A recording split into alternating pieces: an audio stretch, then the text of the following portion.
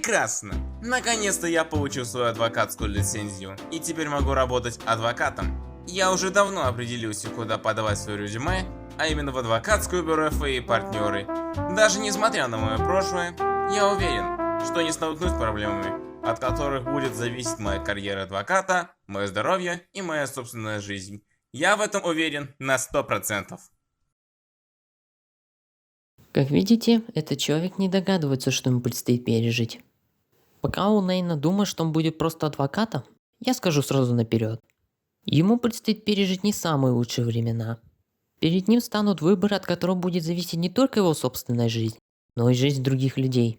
И даже несмотря на все эти испытания, через которые ему суждено пройти, он должен познать всю правду о работе адвоката и стать тем самым первоклассным адвокатом. Для начала надо познакомиться с главными героями. Знакомьтесь, это Феникс Райт, адвокат-новичок, который 3 месяца назад окончил юридический институт. Его уже приняли в адвокатское бюро ФА и партнеры, а сейчас ему поручили решить одно дело, от которого будет зависеть судьба его старого друга – Ларри Батца.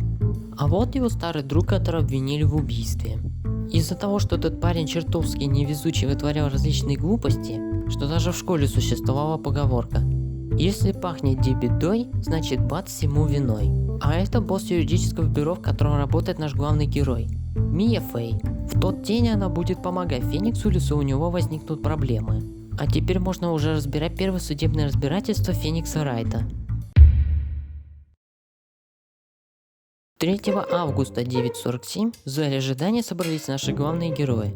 Из-за того, что у Феникса это было его первое судебное разбирательство в качестве адвоката, и то, что он несет ответственность за судьбу Ларри Батца, это его очень сильно беспокоило. В основном их беседа заключалась в том, что Феникс очень сильно волнуется.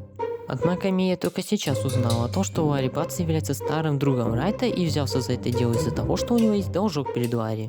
Но тишину нарушает... Это все! Мне хочется сдохнуть прямо здесь и сейчас!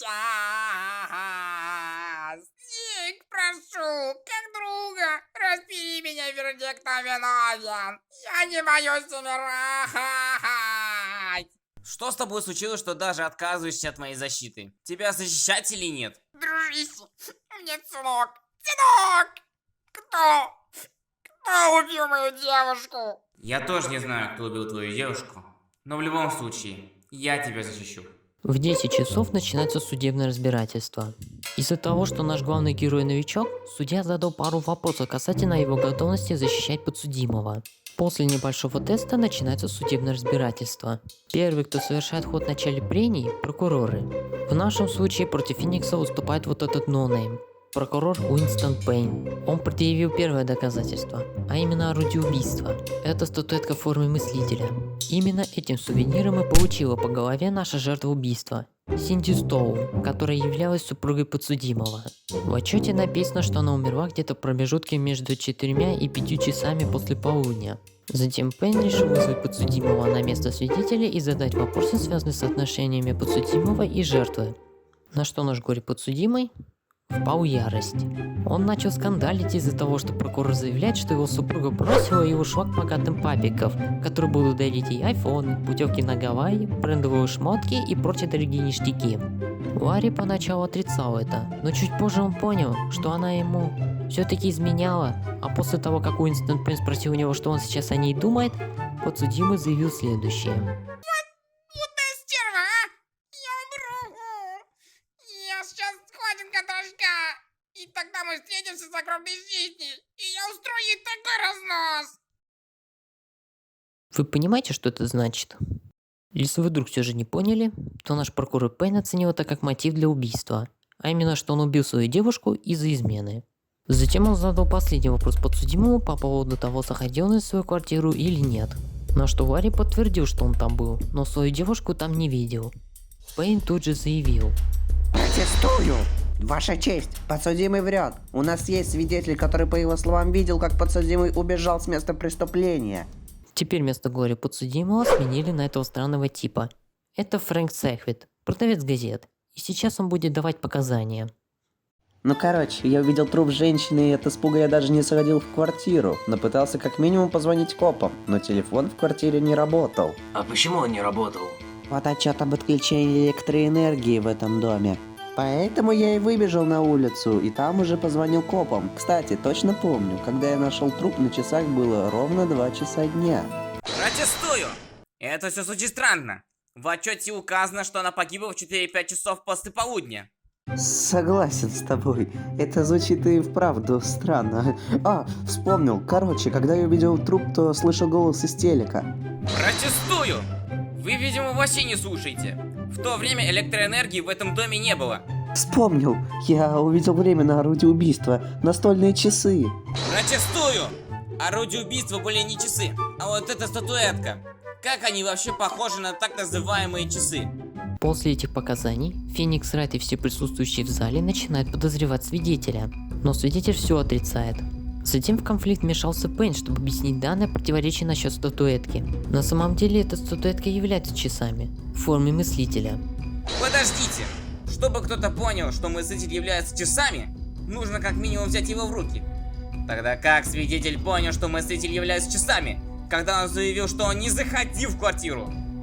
Вы нам лжете! Вы точно заходили в квартиру жертвы и убили ее. Кроме того, из-за того, что вы ударили жертву мыслителем, то от удара они заговорили. Именно поэтому вы так уверены насчет времени. Да заткнись ты! Как же ты меня достал! Просто признайте подсудимого виновным! И снова в их конфликт вмешался Пейн с заявлениями, что у защиты нет никаких доказательств. На что Феникс просто активировал эти часы и доказал, что эти часы и сейчас отстают на 2 часа. Это ничего ровным счетом не доказывает. Откуда тебе знать, что они отставали и в день убийства? Защита, у вас есть доказательства? Свидетель прав. У меня нет доказательств, что часы отставали на 2 часа. Увы, ваша честь, у меня их нет. В таком случае я не могу позволить вам продолжать обвинять свидетеля. Перекрестный допрос окончен. Я тут, пришел давать показания, а в итоге меня обвинили в преступлении. В преступлении, ё-моё. Эти адвокаты такие мерзавцы. Ваша честь! У меня есть доказательства того, что часы отставали и в день убийства. Это паспорт жертвы. Когда жертва вернулась домой, она забыла перевести часы. Теперь-то вам хватит доказательств, Фрэнк Секвит. More like did it. На этом и завершился первый рабочий день Феникса Райта. Ларри Батса признали невиновным и найден настоящий преступник, который, к слову говоря, был простым вором. Он притворялся продавцом и проверял квартиры жильцов. Когда никого не было в квартире, то он принимается обчищать квартиру. В тот день он проник в эту квартиру, но, к несчастью для него, потерпевшая вернулась домой. Тогда вор резко взял ближайший крупный предмет и дал ей по голове. Вот и подошел к концу история о первом судебном разбирательстве Феникса Райта.